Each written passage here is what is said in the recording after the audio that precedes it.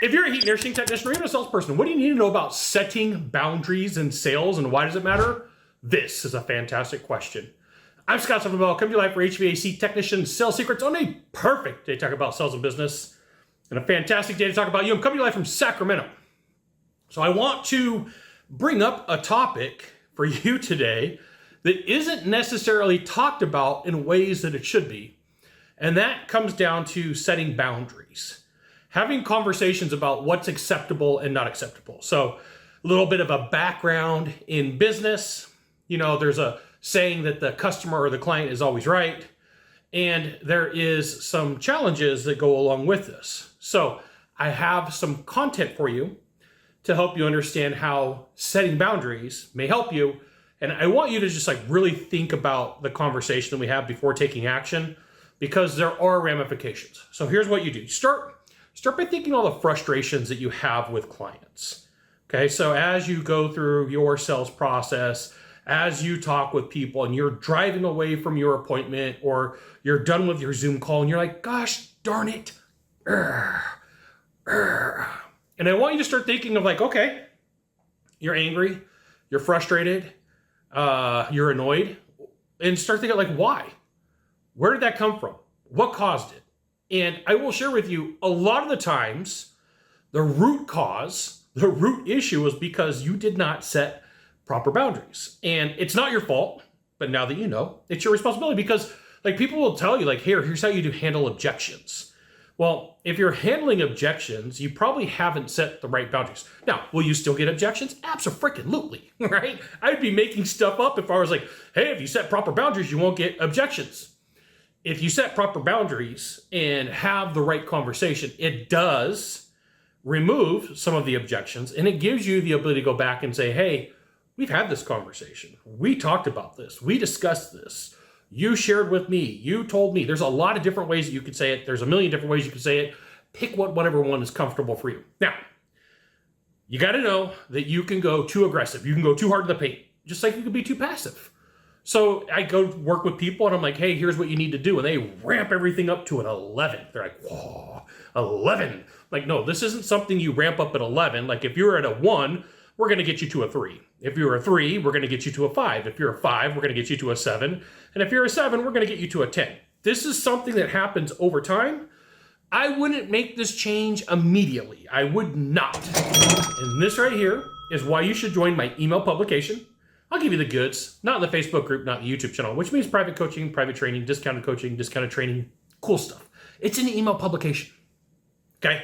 So I will share with you, buyers do not like boundaries. They're like, I have all the power. All the power belongs to me because I have the money. And that's not true. That's not true. And I'll share with you why, because money is one side of the equation. What they're buying or what they're investing in is the other. You've got skills, talents, capabilities, knowledge. You possess things, and if they didn't need you, you wouldn't be there, right? But they're thinking, I got the money. I got the power. But at the end of the day, if you meet with people or when you meet with people and you have the proper conversations and setting boundaries, sometimes it alleviates some, not all of the problems that you have. So remember, you've got knowledge, skills, talents, capabilities that other people don't, or they wouldn't be talking to you. And so here's the thing. Boundaries could be set early on in the sales process, and boundaries could be set after the sales process, which means it happens throughout your sales call. It's not just, hey, I'm just going to do these things before. You need to be congruent. You need to be the same person throughout your appointments as you were in the beginning, okay? So if you're going to hold some accountability and set some boundaries, those two words are interchangeable for the most part. They're not exactly the same thing, but accountability and boundaries, they go hand in hand. They're like left hand, right hand, okay? Or boundaries can be said what needs to be said after an event. Hey, I'm sorry, we don't do that, right? That's inappropriate. You can't ask me that. You need to say something when you get the gut feeling. The gut is going to tell you, you meet with a prospective client and you're like, I kind of know how this is going to roll out. Well, you have to watch your vocal pitch and tone. You have to watch your body language, and you have to watch your aggressiveness. Because if you're new to this, the fair warning is you're going to go hard in the paint. The fair warning is you're going to be like, 11 on the dial when you should just be ratcheting it up a couple of points to get used to see what happens, okay? Like, you don't have to do this immediately. This is not something like you hit the gas and it's like, whoo. You don't need that, right? Get used to it. I would love to say that when I set boundaries in the beginning and I held people accountable, that I went gradually. No.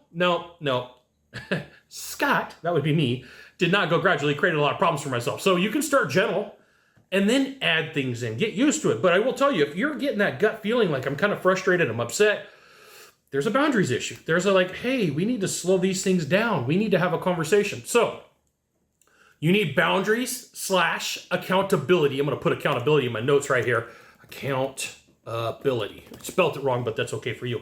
You know, for people at the meeting, who needs to be there? The principal stakeholders really should be in the meeting. Why? Because then you're not giving two presentations. Why? Because then, you know, everybody is on the same page for the outcome. What's the outcome that's going to happen? Number 2, time commitments. I can't tell you how many times that I set boundaries on, hey, you know, we've got 30 minutes. And the people are like, well, you know what? I'm going to show up late. Hey, if you show up late, if you show up not on time, then I only allot 30 minutes for my discovery calls. That means I've got 20 minutes with you. Well, probably we should reschedule, right? So just start thinking in terms of, hey, this is the way that we operate. This is the way that we do things. Questions being asked. If you ask a question, you really need to get the answer before you move on to the next part. So if there's a discovery phase, like you could use some body language, you could ask a question and tilt your head forward and kind of look at the people and stop talking. You know, when I work with salespeople, even when I work with consultants, this is one of the places where they screw things up. They will ask a question, they won't get an answer, and then they move on. Like, that answer gets you to the next question. Well, I really don't want to answer. Well, we have some decisions to make. Very calm, very polite. Commitments in the sales process. When we discussed this, you committed that these were the items that you were going to do, and these were the outcomes that we were going to give you. What's changed? Okay? That could be as simple as that type of conversation where you're asking, hey, you made some commitments. Why are we not following? Objections.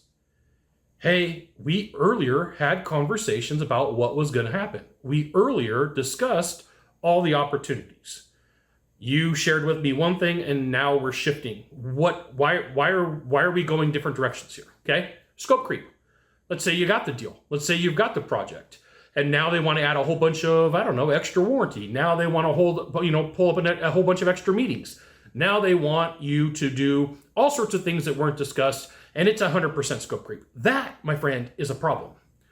Number 3, 4, 5, 6, 7, 8, 9, 10. I don't know. This is like number 7.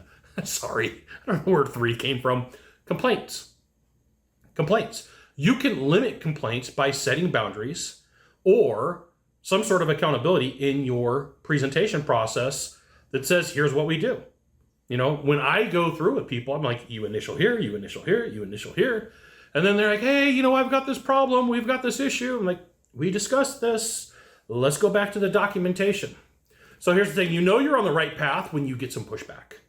If you're like, hey, Scott, how do I know I'm doing my job? The game is you will get pushback. Part of the process is people will be like, what do you think you're doing? You're a salesperson. What do you think you're doing? You are a designer. What do you think you're doing? You're a consultant.